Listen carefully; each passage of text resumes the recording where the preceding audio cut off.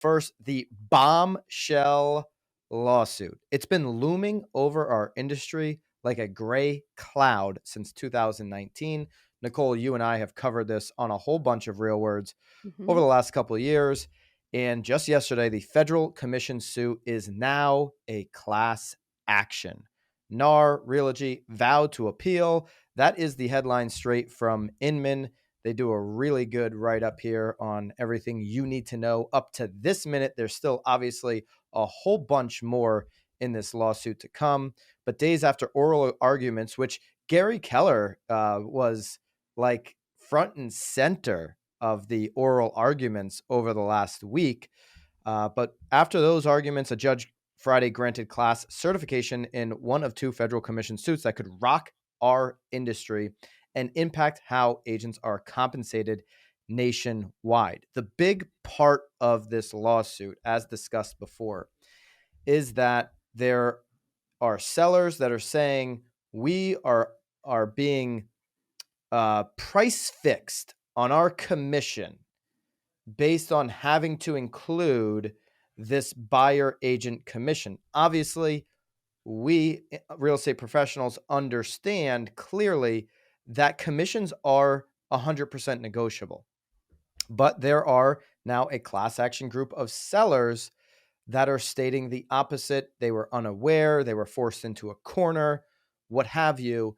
And that is building in these buyer commissions and inflating prices of real estate, inflating the commission that they have to pay out, and that basically buyer agents should be collecting their commission directly from buyers. That's one of a few different things that are in this lawsuit. Now, this lawsuit is not nationwide. So let's get straight on that. All right. This is like Missouri and Illinois are the two big areas. Back in 2019, home seller plaintiffs Joshua Sitzer and Amy Winger filed a lawsuit against NAR, Realogy, Remax, Keller Williams, Home Services of America, and its subsidiaries, BHH affiliates and HSF affiliates, alleging the sharing of commissions between listing and buyer brokers violates the Sherman Antitrust Act by inflating seller costs. Other plaintiffs, including Scott and Rhonda Burnett, later joined the case. This now being class action allows a whole bunch of sellers to jump in. And Nicole, they can collect over $1 billion in buyer agent damages or commissions that were previously paid out. If this, obviously, NAR, Realogy have already come out, they're going to fight it. Keller Williams Mhm. quoted in here as a no quote. They're not saying anything, but they will continue to vigorously defend themselves in court against all of this. If this class action is successful, what do you think happens to buyer agents in the future? Like, what is your updated mindset on what happens to the buyer agents in this country if this class action lawsuit has success? They say, "Bye-bye." I mean, what do you who no buyer is gonna, because again, I feel like we've been not training them, but agents have, you see the videos, right? Like, I cost $0. You don't have to pay me any money to help Well, you buy a house. agents, And alert mode, stop doing that today. Stop saying your services are right. free. Well, they should never You're have been really saying that to begin with, but you're um you're literally giving them what they want on this right. class action lawsuit. So every Yes. agent, every broker, every team leader, stop now. Stop saying Stop. your services are free. This class action lawsuit is welcoming those Instagram posts. Eliminate those from your verbiage immediately. Immediately. Because again, I mean, now because again, you've been teaching teaching, educating, telling the consumer that you're free.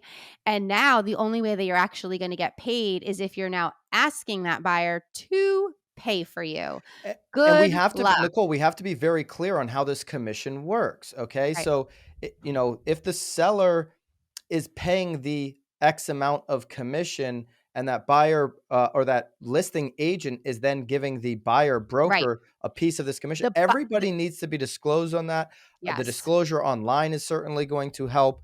There will be, I'll tell you one thing for sure, whether NAR, Realogy, and others are successful in fighting this, or if Mhm. this spreads like to the whole entire country, Yeah.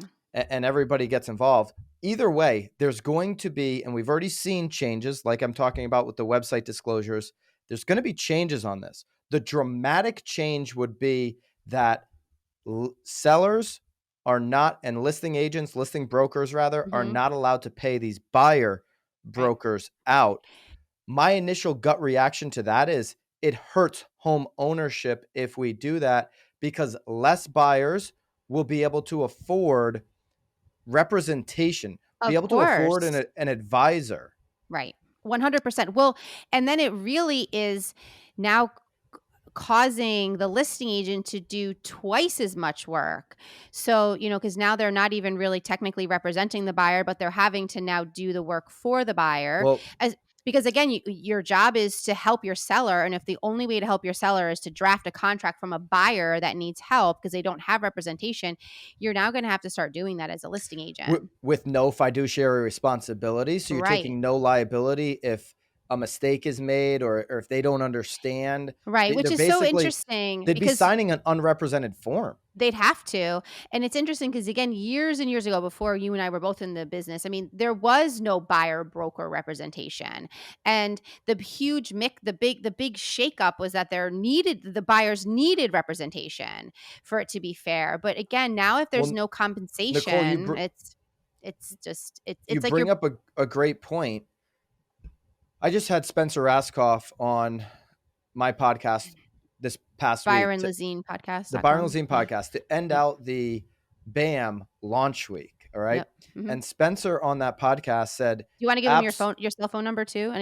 Real quick? he does have my cell phone number. He probably Okay. deleted it, I'm sure, but he does have it. Mhm. I still have his, by the way. Mhm. Um, anyways, really appreciated him coming on. But what he said in there, and we were talking about, you know, the history of Zillow and agents and all this kind of stuff.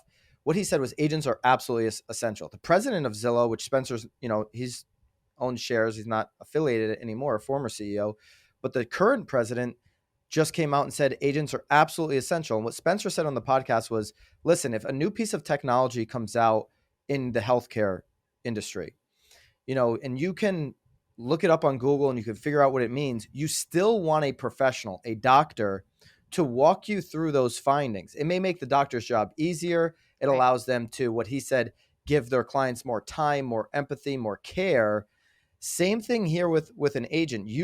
And this is the analogy he made. You want a buyer representing your interest through this transaction. You mean a buyer's So agent? a Yeah. buyer's agent. I'm sorry. Yeah, buyer's agent. Somebody, a company, Spencer's old company, Zillow, who should really be paying attention to this. Zillow.